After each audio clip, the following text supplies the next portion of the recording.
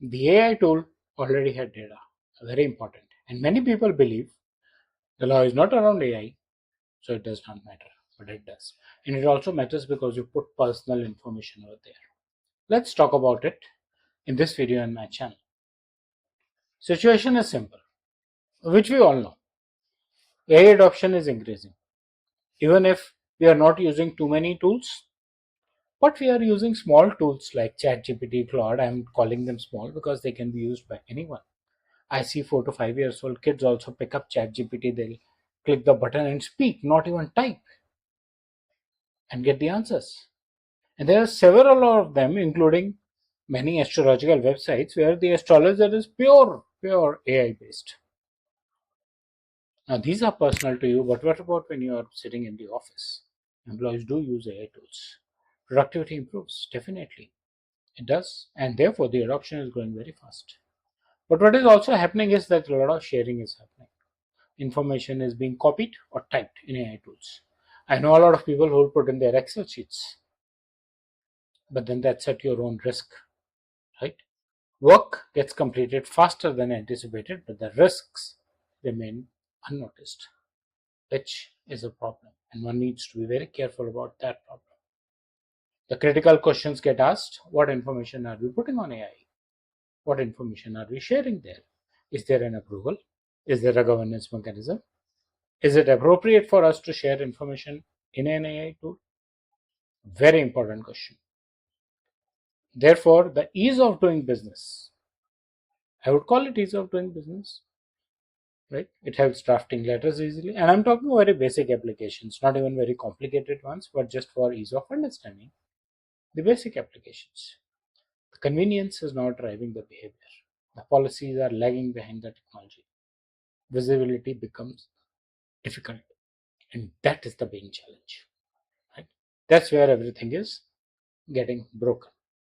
Hard truth, as you start putting data in AI, your risk expands. AI governance is data governance because data is there. And what when you put personal data? What when you want to analyze an Excel sheet and you put in and it has banking information of your associates? That's where the risk starts. Right? Putting the bank statements. Not all AI data is supposed to belong to the AI tools. Some data has to be outside also. Organizations miss out on the AI governance mechanisms. There are no usage policies. No one is accountable. There's no employee awareness. That's something very important. And I do conduct employee awareness trainings, both from privacy and AI point of view. So you can contact me if you need any. And there are no approved use cases. It's all just working like that. DPDP says AI or no AI, privacy norms have to be maintained. You are responsible for it. You do your work through AI, you do your work manually, that's your responsibility. We are concerned about data and its sanctity. Accountability is unchanged whether you are getting it processed from AI, whether you are getting processed from outside agencies like processors or subcontractors. Your privacy obligations stay alive even with AI. Technology does not remove your responsibility. You need to be careful.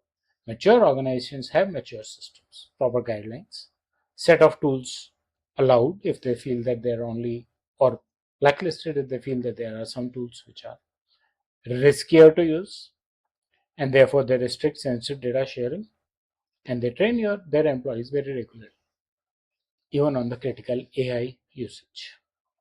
Practically, you should understand there has to be AI governance. Cannot be left like that. Use AI responsibly. Understand what is shared and govern the data before governing AI.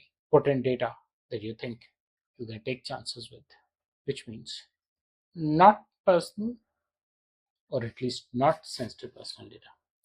If there are any terms that you think you have not been able to understand, you can put in a comment and I can help you with that. You can join my channel as a subscriber for regular reviews. You can watch my courses on Udemy. You can download and read my book from Kindle or even from Pothi, a printed copy. But if you just simply need help, my phone number, email address are available in the description. Do let me know. Thank you.